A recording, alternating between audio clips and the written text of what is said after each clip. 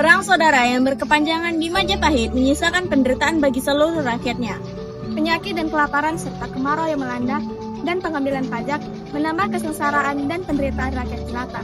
Hingga suatu hari cerita ini pun bermula. Hei Butua, bayar pajak sekarang. Cepat. Maafkan hamba Tuhan, hamba hanya orang miskin. Hasil padi hamba saja tidak cukup untuk makan sehari-hari.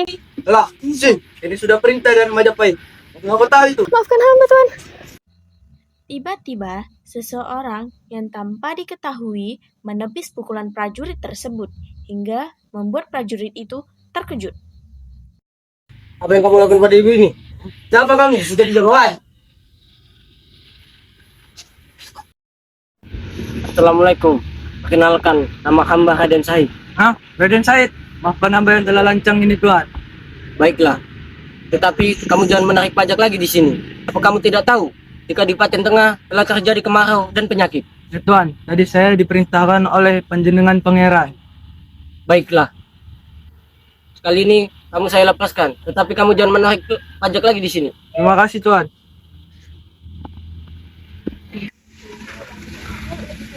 Terima kasih banyak pangeran.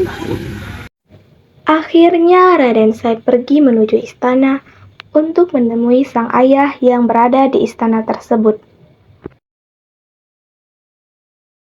Assalamualaikum ayah, ada yang ingin aku bicarakan kepadamu.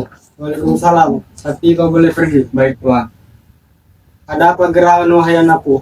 Ayah, rakyat tahun ini sudah sengsara karena dilanda gagal panen. Tetapi mengapa masih ada penarikan pajak? Di mana hati nuranimu sebagai seorang muslim ayah? Said anakku, saat ini Majapahit sedang membutuhkan pasukan yang besar untuk pemerintahannya. Aku hanya seorang bawahan yang tunduk pada Majapahit. Tetapi kenapa rakyat hanya jadi korban? Raden Syahid tidak melanjutkan pembicaraannya karena ayahnya terlihat marah dan memilih pergi sambil menunduk. Karena rasa prihatin terhadap rakyatnya, akhirnya Raden Said melakukan sesuatu tindakan pada malam itu. Di lumbung padi, setelah semua orang terlelap dan ia telah selesai melaksanakan sholat Isya. Kalau begini terus, rakyat akan menderita. Kalau begitu, aku akan mengambil persediaan di lumbung persimpanan untuk kubagikan kepada rakyat. Suatu malam, penjaga merasa keheranan karena hasil padi yang berkurang. Karena rasa ingin tahunya, akhirnya ia melidiki hal tersebut. Apa ya kira-kira ini padi di lumbung berkurang? Siapa itu? Kok pintu-pintu di gudang tidak terkunci? Pada akhirnya, prajurit tersebut melapor kejadian itu kepada Gajah Lembana, lalu menangkap Raden Syahid dan membawanya untuk menghadap sang raja.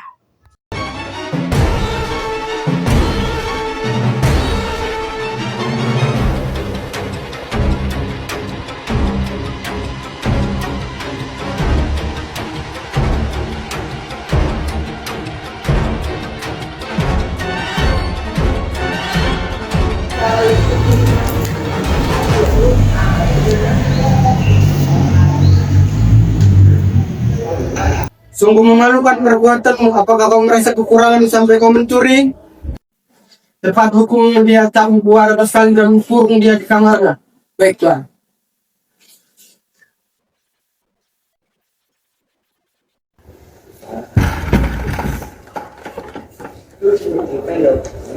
Meski dihukum, Raden Said masih belum jera dan malah makin menjadi-jadi dengan merampok orang kaya yang kikir dan pelit. Untuk menutupi identitasnya, Raden Said menutupi wajahnya dengan kain hitam.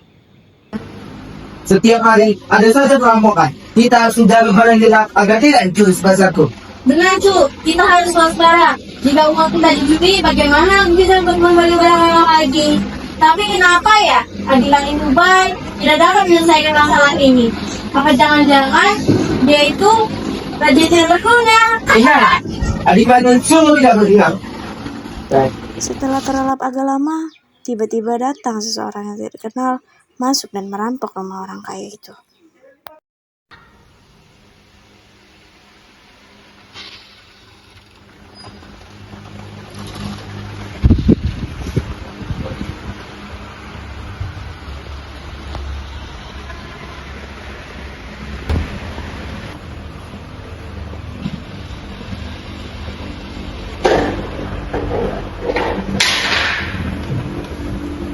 Bang, istriku, ada rampok!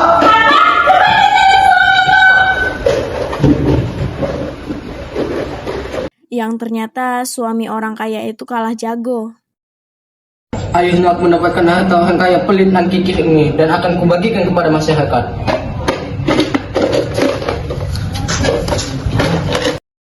Tiba-tiba tanpa diduga, dari kejauhan pemimpin perampok melihat wajah orang tersebut. Dan terkejut karena ternyata itu adalah Raden Syahid. Hah? Itu Raden Said. Aku tahu dengan ini.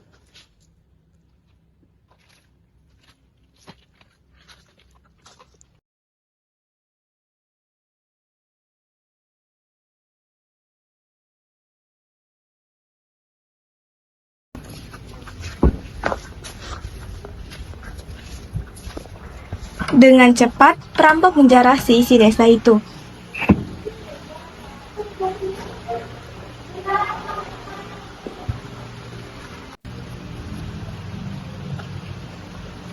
Aku kaya.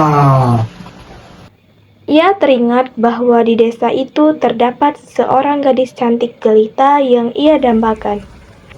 Akhirnya, ia pun menuju rumah gadis tersebut. Hei, siapa kau malam-malam bertamu? Kenapa wajahmu ditutupi kain? Haha, aku adalah perampok. Aku sudah melihat jalan lebih bagus daripada harta. Hahaha, malam ini akan jadi malam yang panjang. Jangan! Setelah puas melampiaskan nafsu bejatnya, ia keluar dari rumah tersebut. Tiba-tiba, ia bertemu dengan Raden Syahid.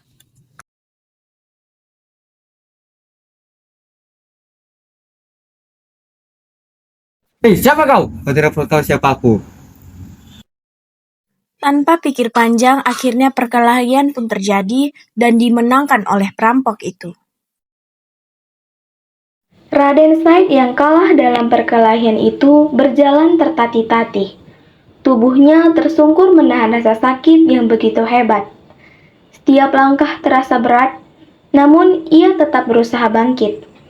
Di tengah keheningan, tiba-tiba telinganya menangkap suara tangisan dari kejauhan.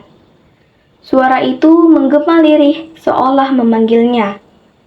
Tanpa ragu, Raden Said segera menguatkan diri dan melangkah menuju arah datangnya suara tersebut, meninggalkan rasa sakit yang masih menyelimuti tubuhnya.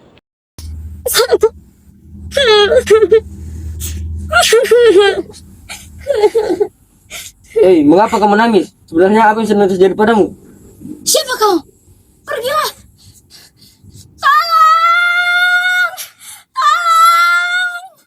Mendengar teriakan minta tolong yang menggema di kejauhan, para prajurit segera bergerak menuju sumber suara. Tak lama kemudian, mereka bersama Pati Lembana tiba di tempat tersebut. Tanpa menunda waktu, mereka pun membawanya menghadap sang raja.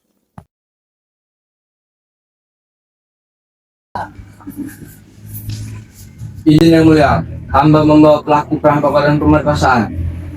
Iya benar, perampokan yang mulia. Ia juga melakukan pemerkosaan terhadap saya yang mulia. Apa? Cepat buka penutup wajahnya. Nak, apakah itu kau, Nak? Apa yang kau perbuat? Apakah kau melakukannya? Kau sudah membuat wajah orang tua malu. Ampuni saya, ayah anda. Jika yang merampok itu memang saya, tetapi jika yang merkosa itu bukan saya, ayah, ibu. Ternyata memang benar kau pelakunya. Tetapi kenapa kau membantah? Padahal sudah ada buktinya. Dasar anak tidak tahu diri. Jamu itu sudah menjadi bukti sekarang. Baiklah ya, aku akan pergi. Tidak, ayah. Tidak mungkin jangan melakukan hal seperti itu. Jangan sedih, aku mohon. Iya, jangan sedih. Jangan laki-laki satu-satunya. Berangkatlah Raden Said untuk pergi mengembara ke sana ke sini tanpa tahu arah. Tiba-tiba Putri Dewi Rayungulan ikut pergi mengejar Raden Said.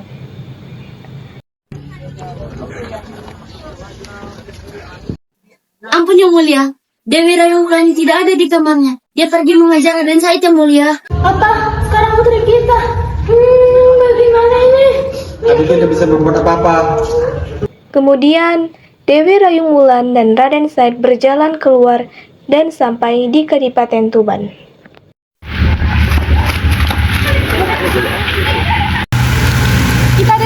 Aku juga tidak tahu. Kemudian Raden Syahid melihat seorang nenek-nenek.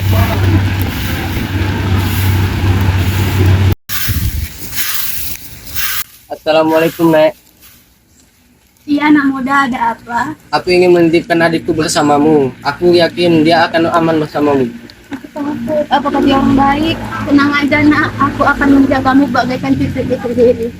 Terima kasih, Nek. Insya Allah, nenek ini baik. Aku akan kembali lagi.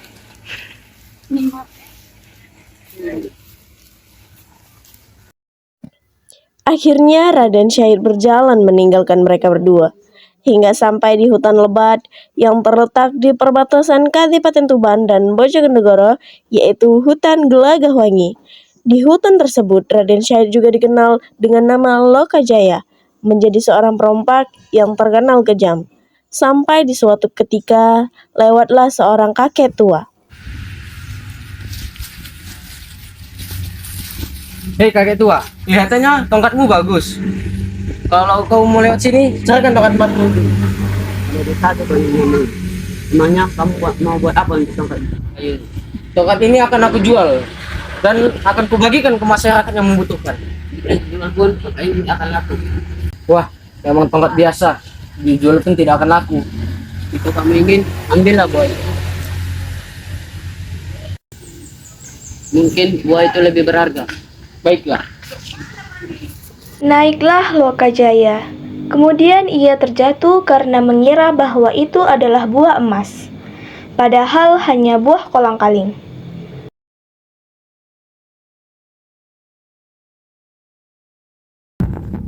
Anak muda, kau hanya melihat dari sudut pandang nafsu saja, sehingga kau dibutakan oleh duniawi. Menyadari hal itu, Lokajaya menyadari bahwa kakek itu bukan orang biasa. Hei kakek tua, siapa namamu? Sebenarnya aku ingin tahu. Kenapa kamu ingin tahu dengan nama? Karena aku ingin kau angkat aku jadi muridmu. Dan aku ingin menebus dosa-dosa yang telah terjadi di masa lalu. Baiklah, aku adalah Sunan Bonang. Jika kamu ingin menjadi muridku, maka jagalah tongkat ini sampai aku kembali lagi, karena aku ada tugas di Demak. Baiklah Kanjeng Sunan Bonang, aku akan menjaga tongkat itu dengan sepenuh hati. Dengan penuh ketegasan, tongkat itu pun diserahkan kepada Lokajaya. Berangkatlah Sunan Bonang ke Demak. Hari demi hari, Raden Syahid menjaga tongkat itu, sampai di tubuhnya ditumbuhi semak belukar. Hingga 3 tahun kemudian, tubuhnya ditutupi oleh lumut dan daun-daun. Akhirnya Sunan Bonang tiba menghampirinya, dan melihat Raden Syahid masih menjaga tongkat itu. Ternyata tekadmu sangat kuat untuk menembus dosa-dosamu. Kemudian Sunan Bonang mengazaninya. Allahu Akbar, Allahu Akbar, Allahu Akbar, Allahu Akbar.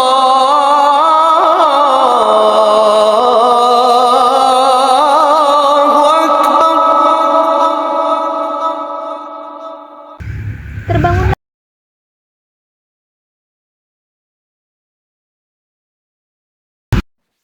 Alhamdulillah, kau sudah membersihkan dosa-dosamu dengan menjaga tongkat ini, sehingga kau suci dan gunakanlah saja baju ini. Tidak Kanjeng Sunan, aku akan tetap mengenakan baju ini agar aku mengingat dosa-dosa yang telah dibuat di masa lalu. Karena kau sudah setia menjaga tongkat ini, akan kuberi kau nama Jaga Kali, dan orang-orang akan mengenalmu dengan nama Kali Jaga. Setelah peristiwa tersebut, lama-kelamaan Raden Syahid dikenal sebagai Sunan Kalijaga. Dan suatu ketika, ia memerintahkan muridnya, Empu Sumpah, untuk menjemput adiknya. Hei, sini kau! Ya, ada apa Kanjeng Sunan? Pergilah ke sana dan jemputlah seorang perempuan dan katakan pesan dari Raden Syahid. Baiklah Kanjeng Sunan. Assalamualaikum. Waalaikumsalam. Siapa kau? Aku adalah utusan dari Sunan Kalijaga. Ia ingin menjemputmu. Dia berpesan atas nama Raden Said. Benarkah? Baiklah, hantar aku ke sana. Baiklah, ayo. Setelah bertemu, benar saja itu adalah kakaknya. Kemudian mereka berdua menuju istana untuk bertemu ayah dan ibunya. Ya, hamba baru saja menangkap pelaku pemerkosaan. Dia adalah pemimpin perampok 3 tahun yang lalu. Apa benar kamu pelakunya? Berarti adik itu tidak bersalah. Iya, ini kita tidak bersalah. Ya Allah, ampunilah kami telah mengusirnya Tuhan. Ya, sekarang entah di mana. Ia pun seketika menghentikan langkahnya.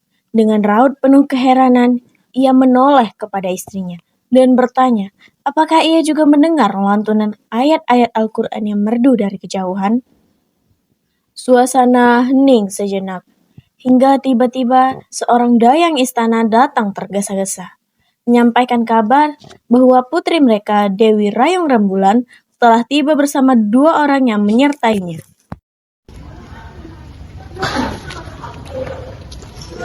Yang mulia, Dewi Rayung datang dengan 2 orang yang mulia. Benarkah? Akhirnya mereka bertemu dengan kedua anaknya. Putriku, aku sangat merindukanmu. Lalu, siapakah engkau? Aku ini anakmu, Raden Said. Aku senang kau bisa kembali. Maafkan kami yang telah mengusirmu. Khianatku ini adalah kesalahanku karena telah mengusirmu. Tidak apa ya, ini sudah menjadi takdirku untuk menebus dosa-dosaku. Aku ingin memberikan jabatanku kepadamu karena aku yakin engkau adalah orang yang amanah. Maaf ayah, aku tidak pantas. Tapi mengapa? Kalau aku punya saran, berikan saja kepada anak Hayimula nanti. Tapi adikmu belum menikah, bagaimana dia bisa memiliki anak? Kenalkan, ini dia Empu Supa, dia yang akan menikahi Hayumulan. Aku Empu Supa yang ingin menikahi putrimu panjenengan. Baiklah kalau itu mau, tapi apa alasanmu? Karena anda ingin mengabdikan hidup dan menyebarkan agama Islam dan mengembara di jalan Allah Subhanahu wa taala sebagai Sunan Kalijaga. Dan ia pun pergi mengembara di jalan yang diridhai oleh Allah Subhanahu wa taala sebagai Sunan Kalijaga. Akhirnya beliau pun pergi mengembara dan menyebarkan Islam di Pulau Jawa sebagai Sunan Kalijaga.